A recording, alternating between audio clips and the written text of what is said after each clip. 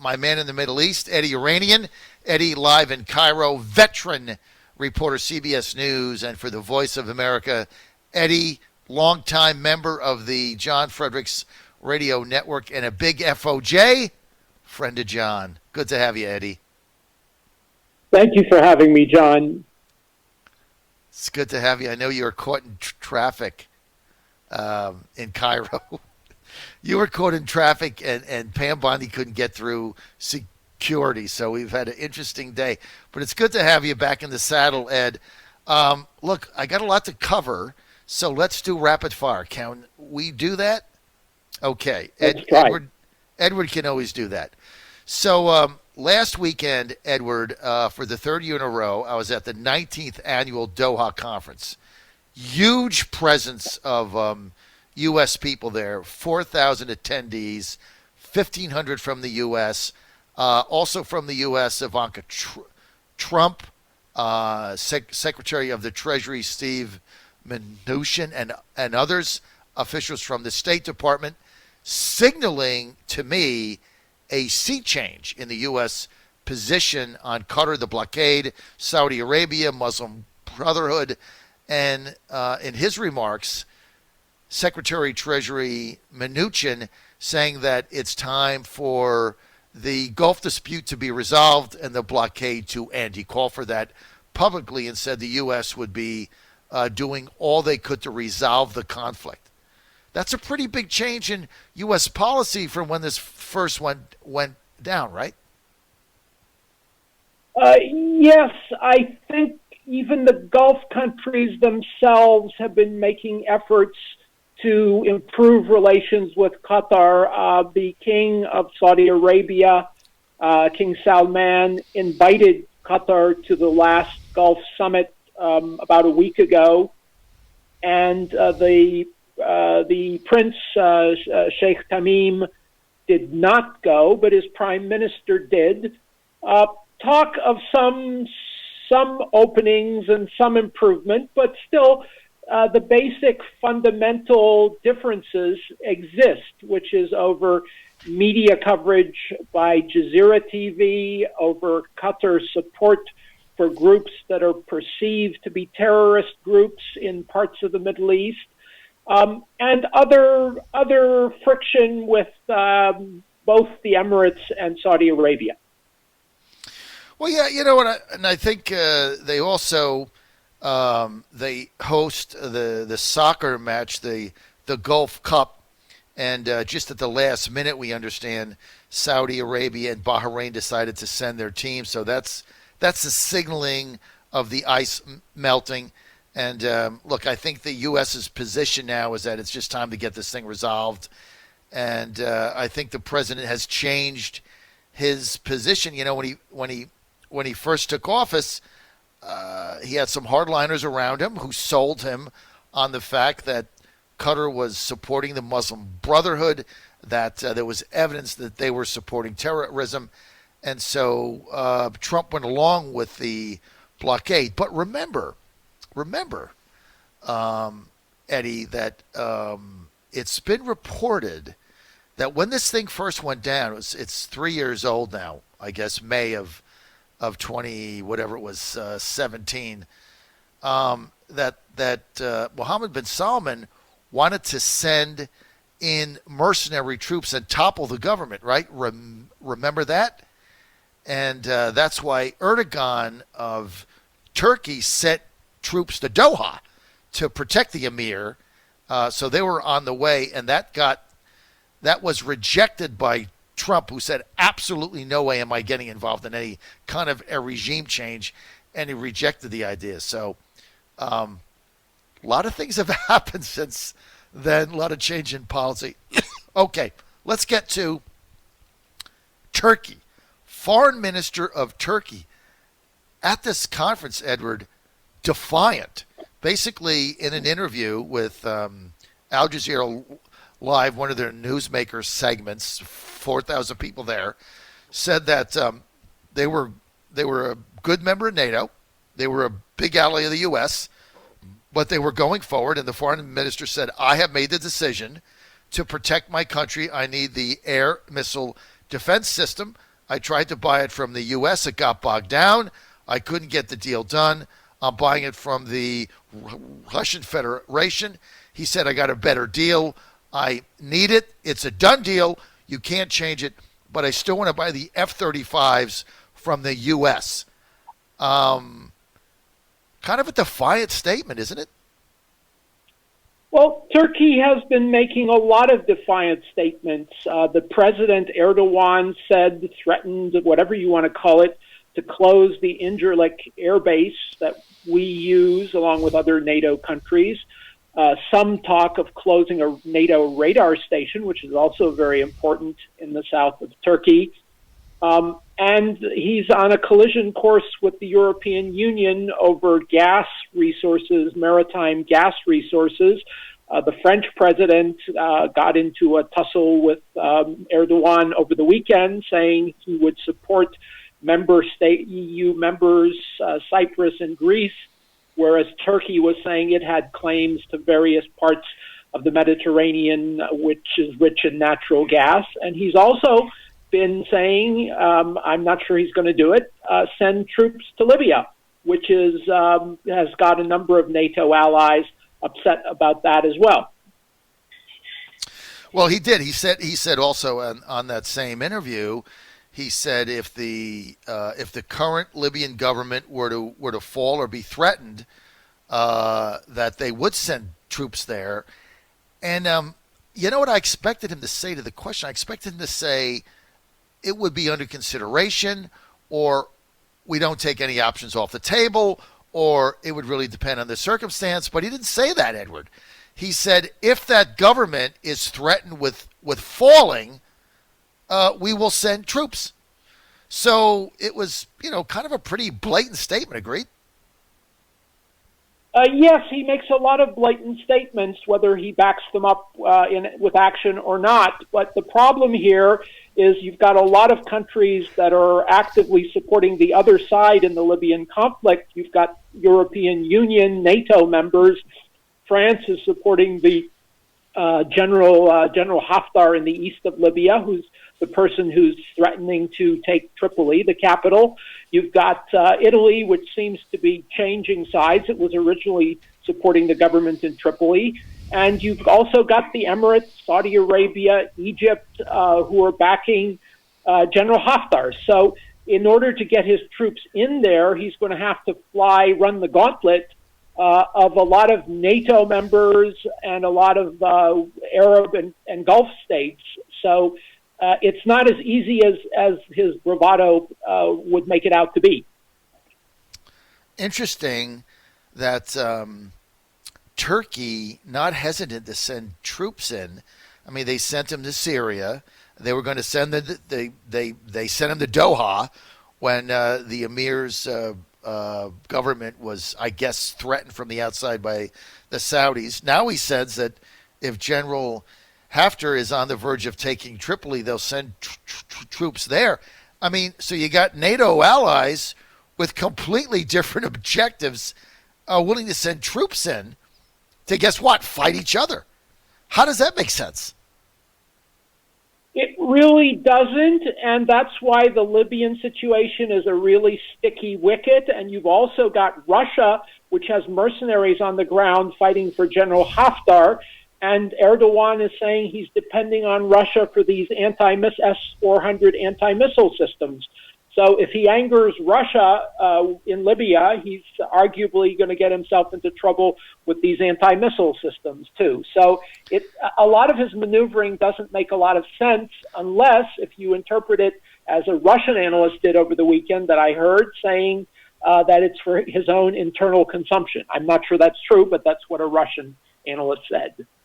Well, when asked him that question about the Russian mercenaries fighting with Haftar, the foreign minister's answer to that was, well, that's not the Russian government. Those are paid soldiers, and they don't have anything to do with any of the plans that we make. But he said that, look, I tried to buy the air defense system from the U.S. I couldn't get the deal done. So I've got to protect my country. I need this. So I went to Russia, and he said, look, they offered me a better deal. This is a direct quotation. He said, they offer me a better deal. It's a done deal. Then he turns around and says, but I want to buy the F-35s from the U.S. An hour after that, Lindsey Graham comes on and says, over my dead body, am I going to allow the F-35s to get sold to Turkey after they purchased an air defense system from Russia? So, and then when the CNN interviewer from the United Kingdom questioned Graham on it, he said, I've got 90 votes in the Senate, 90-10 to block this F-35 deal. So now what? I think Turkey has had prickly relations with the U.S. for a long time. You don't forget when we pulled out of Iraq in 2010-11, that the Turkish prime minister at the time, Erdogan, did not allow us to take our war material, Hummers, whatever, battle equipment out from either Incirlik or by sea using Turkish ports. So we do have a history of friction, and I think I'm not sure the alliance NATO is going to break up, nor is the U.S. alliance with Turkey going to break up. But I think it's going to be a much colder alliance than it was before. Well, it's going to be interesting to see how it plays out. But it was the tone and the absolute defiance of the Turkish Foreign Minister Akar that really took, I think, many of the attendees aback, because it was not a soft approach. But then at the beginning and the end, he said, but the United States is a major ally of ours, and we're a very proud member of NATO, and we stand with NATO. So it's like, okay, but you're not doing what you said. Then I guess just want to say one other thing. Graham blasted MBS and Saudi Arabia. So that relationship is fraying. And he said since Khashoggi, he said that has changed the relationship with KSA and with Mohammed bin Salman. He said, and you can't get around it. He said you can't allow a leader of a country to take somebody that was living in the U.S. and chop them up with a chainsaw in that manner and just look the other way because there's a sale on the table for military equipment. So that's whatever was going on there. That's at risk. But so it was interesting because you heard a lot of mixed messages. But Graham has a lot of influence, as you know, in the Senate.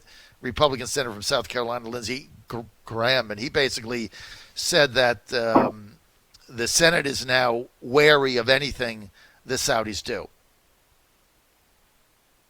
That's possible, but I think the Trump administration has been very loath to cut ties with Mohammed bin Salman for a number of reasons. First of all, they're still talking about improving relations with Israel and coming up with some sort of a Palestinian Arab-Israeli deal, which would require the Saudis to participate.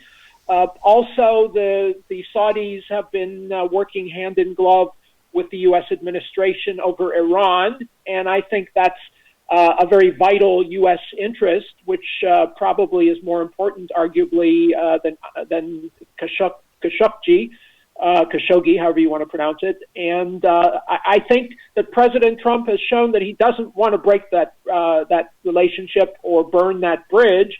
Perhaps in the Senate, things will get a lot tougher. You have to understand that there's another government under our government that's operating with its own policy goals, as you saw during that testimony to the Senate, the Congressional Committee, where the former U.S. officials to Ukraine, the former ambassador, the previous former ambassador, and all those people testified basically that there's a parallel foreign policy going on to that of the president. And I've seen that myself with my own eyes out here in the Middle East. And so what the Senate says, or what parts of the U.S.